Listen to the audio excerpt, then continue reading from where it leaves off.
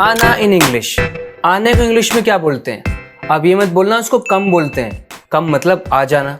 अच्छा ये बताओ, मुझे सुसु आ रही है, कम बोलोगे? उसको नानी याद आ रही है, नानी याद आ जाएगी उसको, एक पड़ेगी तो। कम बोलोगे नानी याद आ जाएगी। मुझे चक्कर आ रहे हैं, कम बोलोगे? नहीं। लेकिन ये नहीं, मैं ये नहीं कह रहा कि आना का मतलब कम नहीं होता है, वो भी होता है। अरे कहना क्या चाहते हो? इसी को हम कितने तरीकों से यूज करते हैं। जैसे कि आप जानते हैं, अगर आप मेरी वीडियोस देखते हैं, मैं इसी तरह से आपको इंग्लिश सिखाता हूँ। जैसे आप ये आना शब्द देख रहे हो ना, हिंदी में ही इसको अलग अलग तरीकों से यूज किया जाता है। इसके अलग अलग मीनिंग बनते हैं। तो अलग अलग सिचुएशंस में इसको इंग्लिश में कैसे एक्सप्रेस करेंगे, इंग्लिश कैसे बनाएंगे, आप इस वीडियो से सीखेंगे। तो इस वीडियो में एंड तक बने रहिए, आप काफ़ी कुछ सीखेंगे कि ये जब अलग अलग रूपों में हिंदी में आता है तो इंग्लिश में कैसे ट्रांसलेट किया जाना चाहिए।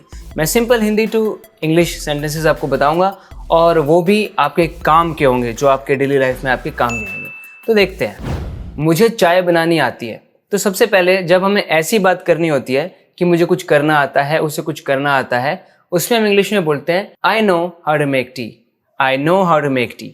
इसका मतलब बना मुझे चाय बनानी आती है। तो आपको क्या करना है? somebody knows how to do something। बस उसे अपनी बात मनवाना आता है। उसे पता है, वो बहुत चालाक है, बहुत होशियार है। उसे पता है लोगों से वो कैसे करवाते हैं जो आप चाहते हो। She knows how to get her way। She knows how to get things done her way। अपने तरीके से चीज़ें कैसे करानी है ना, उसको पता है। She knows how to get her way। Get her way का मतलब होता है कि अपनी कैसे चलानी है, उसे यह आता है। लोगों से अपनी कैसे बात करवानी है, वो उसे आता है। खुशहाली जाएगी। अरे जाएगी कहाँ से हो गया, आएगी करना पड़ेगा। आएगी। खुशहाली आएगी। वो खुशहाली आएगी की बजाय जाएगी छप गया था, मैंने उसे ठीक करवाया था। तो खुशहाली आएगी को हम इंग्लिश में कहेंगे हैप्पीनेस इज ऑन इट्स वे। मतलब हैप्पीनेस तो रास्ते में ही है, आ रही है बस। Happiness is around the corner, आने वाली है। द टाइड विल टर्न, ये एक इडियोमेटिक एक्सप्रेशन है। जब आप ऐसा बोलते हैं द टाइड विल टर्न, मतलब अच्छे दिन आने वाले हैं, मतलब कुछ अच्छा होगा। The tide will turn, happiness is around the corner, happiness is on its way. इसका मतलब ये नहीं है कि कम नहीं आ सकता है। मैं ये भी कह सकता हूँ हैप्पीनेस विल कम, बिल्कुल सिंपल वर्ड्स में। बट यू नो, अलग अलग तरीकों से जब ऐसे बोलते हैं तो बेटर लगता है। ये मैं सोचना मैं इस तरीके से ही बताऊंगा। कुछ सिचुएशंस में ऐसी भी आपको बताने वाला हूँ जिसमें कम आ ही नहीं सकता है, कुछ और ही बोलना पड़ेगा आपको। बहुत सारी बताऊंगा, बल्कि देखते रहो वीडियो को, आपको बहुत कुछ मिलेगा। आकाश में बादल आ गए हैं। इंग्लिश में कहो clouds have appeared in the sky. Clouds have appeared in the sky. हम इस नतीजे पे आए कि हम उसे नौकरी पे रख लेंगे। We reached the conclusion that we would hire him। कि हम उसको हायर कर लेंगे। कंक्लूजन के साथ आप रीच का यूज करो। हम इस नतीजे पर आए, नतीजे पर पहुंचे। So we reached the conclusion, हमने इस कंक्लूजन को रीच किया कि दैट हम कर लेंगे hire, we would hire him. क्योंकि ये पास्ट है तो विल नहीं आया, वुड आया। ठीक है। ये किताब कितने की आती है? देखो यहाँ भी आना आ गया, किताब कितने की आती है। तो एक्चुअली में हम यहाँ पर इसका दाम पूछ रहे हैं। How much does this book cost? ये बुक कॉस्ट कितना करती है? इंग्लिश में कॉस्ट यूज करो। ये फोन कितने का आया? पास्ट हो गया। How much did this phone cost? अब आप खुद ही सोचो, यहाँ पे भी आना ही आ रहा है हिंदी में, लेकिन क्या आने का मतलब वो है कि कोई कहीं से चल के आ रहा है? नहीं है ना ऐसा। ये फोन कितने का आया, थोड़ा अलग मीनिंग है। रेट पूछ रहे हैं। So how much did this phone cost? आ गया ये फोन, कितने रुपए लगे? कॉस्ट का यूज करो। मेरे दिमाग में कुछ बात आई। इंग्लिश में क्या बोलेंगे? संबात केम इन माई माइंड। नहीं, ऐसे नहीं। A thought occurred to me. एक थॉट था ना, एक विचार। It occurred to me, a thought occurred to मी।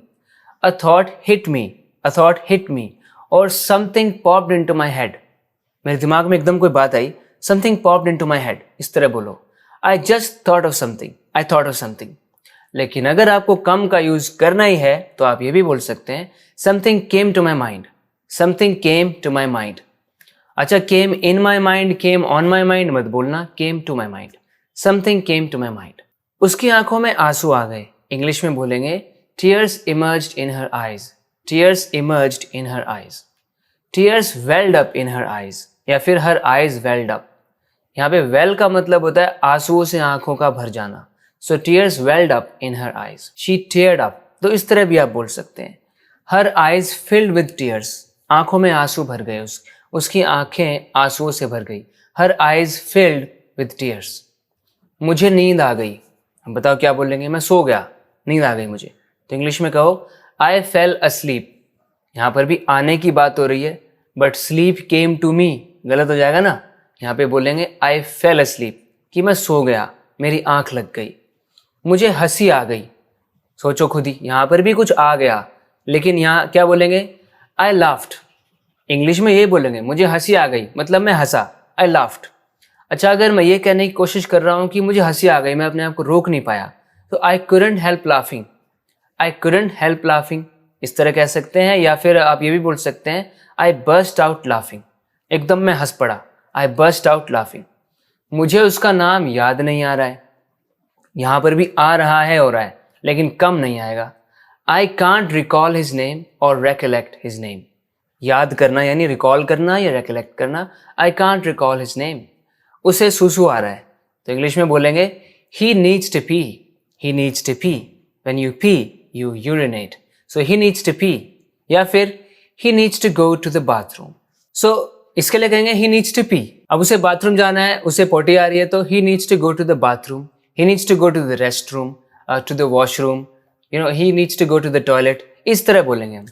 तो आ रहा है कमिंग थोड़ी बोलेंगे सुसु is coming, no, that won't work. Party में मज़ा आ गया, मज़ा आ गया, मज़ा मतलब fun, fun came to me. देखा, समझ रहे हो आप कैसे आना ही है लेकिन कम नहीं आएगा। पार्टी में मज़ा आ गया, I had a great time at the party. मुझे चक्कर आ रहे हैं, क्या बोलेंगे, आई फील डिजी। अब इंग्लिश में चक्कर आ रहे हैं एक तरह से मेडिकल कंडीशन है, ठीक है, जिसको डिजी होना, गिडी होना या लाइट हेडेड होना कहते हैं। आई फील लाइट हेडेड और गिडी और डिजी, इनमें से कोई भी एक वर्ड यूज करो। The party was really enjoyable, आप ये भी कह सकते हैं कि पार्टी इंजॉयबल थी। धूप आ गई है, यहाँ छाँव आ गई है। आप सोचो इनको आप क्या बोलोगे, धूप आ गई है, छाँव आ गई है। अब धूप को इंग्लिश में सनलाइट कहते हैं, सनशाइन कह सकते हैं, लेकिन पता है कैजुअली हम क्या बोलेंगे, it's sunny now, it's sunny now. अब सनी हो गया है atmosphere, it's sunny now. The sun is out now, सूरज निकल आया है, इसका ये भी मतलब है। और ये भी है कि जैसे पहले धूप नहीं थी, तो क्यों नहीं थी धूप, सूरज नहीं होगा, अब सूरज आ गया है, सूर्य बाहर आ गया है, तो the sun is out now. या फिर it's sunny now, it has become sunny now, इस तरह बोलेंगे। The sunlight has appeared, sunlight appear कर गई है, दिखने लग गई है। द सनलाइट हैज़ अपीयर्ड, यहाँ छाँव आ गई है, तो इंग्लिश में बोलेंगे there's shade here now, the shade here. यहाँ पर धूप थी पहले, it was sunny here, but देखो अब यहाँ पर छाँव है, छाँव यानी कि shade, there is shade here now. या फिर it has become shady here, it has become shady here, तो यहाँ पर शेड आ गई है। याद रखना है, परछाई को इंग्लिश में शैडो बोलते हैं, लेकिन छाँव को शेड बोलते हैं। मुझे हिचकी आ रही है, कमिंग नहीं होगा, बल्कि I have hiccups, I have hiccups. मुझे खांसी आ रही है, कमिंग नहीं होगा, बल्कि I have a cough, I have a cough. Health condition है, मेडिकल कंडीशन है, यहाँ पे हैव लगाते हैं। I have a headache, I have a stomach ache, I have a कॉफ। धूल आ रही है, दरवाजा बंद कर दो, धूल आ रही है अंदर, तो क्या कहेंगे आप, तो आप बोलो dust is coming through, close the door. हाँ, मैं ये बताने नहीं आया हूँ आपको कि आप कम यूज करना बंद कर दो, मैं ये बताने आया हूँ कि कम की जगह पर ही आने के लिए क्या क्या अलग अलग वर्ड्स आ सकते हैं, और कम को भी जब आप यूज करो तो कैसे आसपास के वर्ड्स को थोड़ा सही से यूज करो ताकि आप अपनी बात को अच्छे से एक्सप्रेस करो। डस्ट इज कमिंग थ्रू मतलब दरवाजा खुला है तो उसमें से डस्ट आए जा रही है, बंद करो इसे, close it, shut it down, I mean just shut the door, dust is coming through. there's dust coming in, there's dust coming in और there's dust blowing in, blow करके आ रही है ना, बह के आ रही है, हवा के साथ आ रही है। there's dust blowing in, coming in, okay, there's dust coming through, close the door, shut the door। coming भी आप बोल रहे हैं, dust is getting in बोल सकते हैं आप, अंदर आ रही है, the dust is getting in, dust is getting in, it's not something definite, simply बोलेंगे dust is getting in। दरवाज़ा खोल दो, थोड़ी हवा आने दो, हवा आने दो, यहाँ पर भी आना आ रहा है, तो क्या बोलेंगे, open the door, let in some air. Let in का मतलब किसी को अंदर आने देना, तो एयर को लेट इन करो। Open the door, let in some air. Open the door and let some air in. Let some air flow in. Flow करके अंदर आने दो एयर को। Open the door and let some air flow in. Let a bit of air in. तो इस तरह हम कई बार बोलते हैं let a bit of air in, कि थोड़ी तो हवा अंदर आने दो। अ बिट ऑफ मतलब थोड़ी सी। Let a bit of air in. आज बहुत प्यार आ रहा है तुम्हें मुझ पे। आज बहुत प्यार आ रहा है तुम्हें मुझ पे। आज क्या हो गया? सोचो क्या कहेंगे इंग्लिश में। इधर भी तो आपका यही वर्ड आ रहा है ना, ये फ्रेज आ रहा है, आ रहा है, समथिंग इज कमिंग। तो आज बड़ा प्यार आ रहा है आपको मुझ पे। आज कौन सा खास दिन है? नहीं आ सकता ना कम, तो इंग्लिश में बोलेंगे how come you are showing me a lot of love today. How come you are showing me a lot of love today. How come, ये जो हाउ कम हमने लगाया, ये किसने लगाया? ये जो हाउ कम यहाँ पर लगाया है हमने, इसका मतलब है हम जब आश्चर्य दिखा रहे होते हैं ना कि मैं सरप्राइज्ड हूँ, आखिर ऐसा कैसे हो गया, हाउ कम। फिर आप क्या कर रहे हो? यू आर शोइंग मी, आप मुझे दिखा रहे हो अ लॉट ऑफ लव टुडे, आज इतना प्यार दिखा रहे हो, ऐसा क्या हो गया आज? How come you are being so sweet to me today. आज आप इतना स्वीट कैसे हो रहे हो मेरे प्रति? How come you are being so sweet to me today. How come you are being so affectionate towards me today. इतने अफेक्शनेट क्यों हो रहे हो मेरे प्रति, इतने अफेक्शनेट। तो यहाँ पर जो हमने वर्ड यूज़ किया अफेक्शनेट, मतलब इतने प्यारे, इतना प्यार उड़ेलने वाले, वो भी मेरी तरफ, मेरे प्रति। How come it's happening, how come you are being so affectionate towards me today. तो इस तरह बोलेंगे आप। कल तुम मेरे सपने में आए थे, तो इंग्लिश में कहो आई dreamed about you yesterday। I had a dream about you yesterday। या फिर you appeared in my dream yesterday। तुम्हारे लिए एक रिश्ता आया है, भाई शादी का रिश्ता आया है। कैसे कहेंगे? तो आप इसको इंग्लिश में बोलो there is a marriage proposal for you. There is a marriage proposal for you, कि आपके लिए एक मैरिज प्रपोजल आया है। There is a marriage proposal for you. You have got a marriage proposal. हम हैव से भी बता सकते हैं, have got. You have got a marriage proposal. You have got a marriage proposal. जैसे आपके लिए इन्विटेशन आया है, you have got an invitation. आपके लिए एक ऑफर आया है, you have got an offer. तो इसी तरह you have got a marriage proposal. अच्छा, आप ये भी बोल सकते हैं there is a marriage proposal on the table for you, कि इस वक्त आपके सामने मैरिज प्रपोजल है। There is a marriage proposal on the table for you. A proposal has come in for you. एक प्रपोजल आपके लिए आया है, proposal has come in for you. तो आप डायरेक्ट कम का भी यूज कर सकते हैं। मुझे पसीना आ रहा है। अरे ये तो सच है, वाकई आ रहा है। Can you see? I am actually sweating. I have just said it, I am sweating. Sweat English में वर्ब होता है। You are sweating, a person sweats. तो इस तरह यूज करना है, बट हिंदी में बोलते हैं पसीना आ रहा है। अब बताओ, प्याज काटने पर मेरी आंख से पानी आता है। जब आंख से पानी आता है मतलब पानी यानी वाटर, और पानी आता है उसको वाटर को एज अ वर्ब यूज कर लेंगे, कि मेरी जो आईज है वो वाटर करती है जब प्याज मैं चॉप करता हूँ। My eyes water when I chop onions. My eyes water when I chop onions. जब मैं अनियंस को चॉप करता हूँ तो मेरी आईज वाटर करती है। लगता है उसे होश आ रहा है। होश आ रहा है, देखा, होश आ रहा है को इंग्लिश में क्या बोलेंगे? होश यानी कि कॉन्शियसनेस। आ रहा है मतलब चला गया था, अब दोबारा आ रहा है, मतलब कॉन्शियसनेस को वो रीगेन कर रहा है, ऐसा लग रहा है। It looks like that, it seems like he is regaining consciousness. It seems like he is regaining consciousness. होश आने को इंग्लिश में कम अराउंड भी कहते हैं। तो आप बोलो looks like he is coming around. It looks like that he is coming around. So come around का मतलब यही हुआ कि वो अपने होश में आ रहा है। मेरी जान में जान आई, इसका मतलब क्या होता है? मेरी जान में जान आई मतलब ये बना ना कि मैं थोड़ा डर रहा था, घबरा रहा था, मुझे चिंता हो रही थी, फिर अचानक कुछ अच्छा हुआ, फिर मेरी जान में जान आई। मैंने फिर राहत की सांस ली। तो यही इंग्लिश में ये बोलेंगे, I breathed a sigh of relief, या I got relieved. I breathed a sigh of relief. A sigh of relief मतलब राहत की सांस, राहत की आह भरी मैंने। या फिर आई फेल्ट रिलीव्ड, मैंने बहुत रिलीव्ड महसूस किया, जैसे कि some kind of weight got lifted off my shoulders. एक वजन सा मेरे कंधों पर से उतर गया एंड मेरी जान में जान आई, बच गया। I breathed a sigh of relief. ये कुर्सी बहुत काम आई मेरे, काम आई मेरे। इंग्लिश में क्या बोलेंगे? यूजफुल रही मेरे लिए, ठीक है। एक इंग्लिश में फ्रेज होता है come in handy. When something comes in handy it turns out to be useful. So this chair came in handy. This chair came in handy, past tense है came. This chair turned out to be quite useful रही। मेरी आंख आ रही है, ऐसा होता है, आंख आ रही है, आप सोच रहे हो, समझ रहे हो मैं क्या बोल रहा हूँ, आंखें आती है, ये भी एक मेडिकल कंडीशन की तरह है। इंग्लिश में इसको कंजंक्टिवाइटिस बोलते हैं। सो आई हैव कंजंक्टिवाइटिस, ये भी एक हेल्थ कंडीशन हो गई, जो भी मैंने आपको बताया था। I have a headache, I have a cough, I have hiccups, I have a headache, I have a stomach ache, I have conjunctivitis. तो जब ऐसे कोई डिजीज की बात हो रही होती है ना किसी प्रकार की, तो उसको हैव से दिखाया जाता है, आई हैव कंजंक्टिवाइटिस। अच्छा, इसको इंग्लिश में एक और चीज बोलते हैं, pink eye, I have pink eye. कल आंधी आई थी, इंग्लिश में बोलेंगे there was a storm yesterday.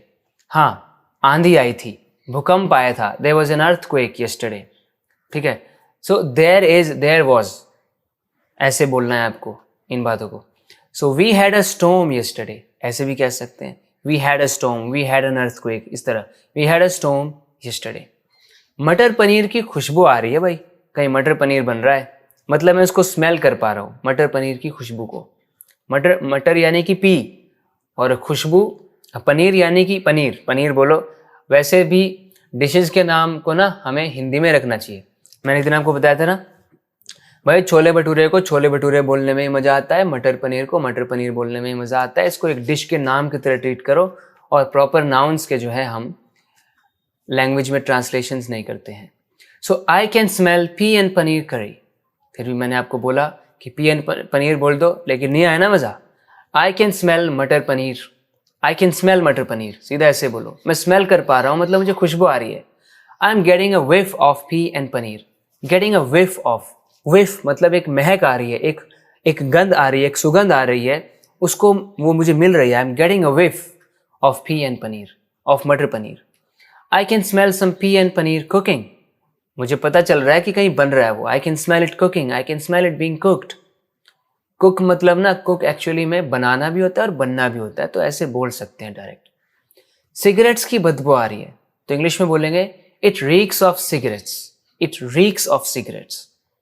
TV पे एक कमाल की फिल्म आ रही है, जब ऐसे बताना ना टीवी पे कुछ आ रहा है, रेडियो पे कुछ आ रहा है, तो आप प्रेपोजिशन ऑन का यूज करो, जो मैंने आपको ऑन पर जब वीडियो बनाई थी तब बताया था, याद है? नहीं देखी तो देख लेना, लिंक आपको यहाँ पर ऊपर मिल जाएगा। There's an amazing movie on TV. There's an amazing movie on TV. When you're talking about a program, a movie, or anything that's on TV right now, you say it's on TV. That's how you say it. Something is on TV. Okay? So there's an amazing movie on TV at the moment. अच्छा, ये जो reeks of है, अगर आपको इसको use नहीं करना तो इसमें भी आप स्मेल का यूज करो। There's a cigarette smell around. Cigarette की स्मेल है आसपास। मुझे शर्म आ रही है।